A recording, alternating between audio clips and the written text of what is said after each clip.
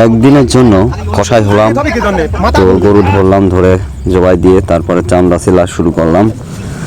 তো আমি একাই আসলে সব করে ফেলছি আর কি, এরকম করার অভ্যাস নাই।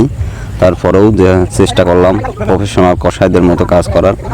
তো আমার মনে হলো যে আসলে সবাই কাজ দেখে মুগ্ধ হয়েছে, সবাই কাজের তারিফ করলো, আমার খুব ভালো লাগলো। কিন্তু কাজটা খুবই জটিল এবং কষ্টসাধ্য। যারা এই প্রফেশনে আছে তারাই বলতে পারবে এই কাজটার কত কষ্ট। তো খুবই মজা করে চাচা ভাতিজা সবাই মিলে একসাথে কাজ করতেছিলাম আর কি। তো খুবই ভালো লাগছিল কাজটা করতে, অনেক সুন্দর একটা অনুভূতি।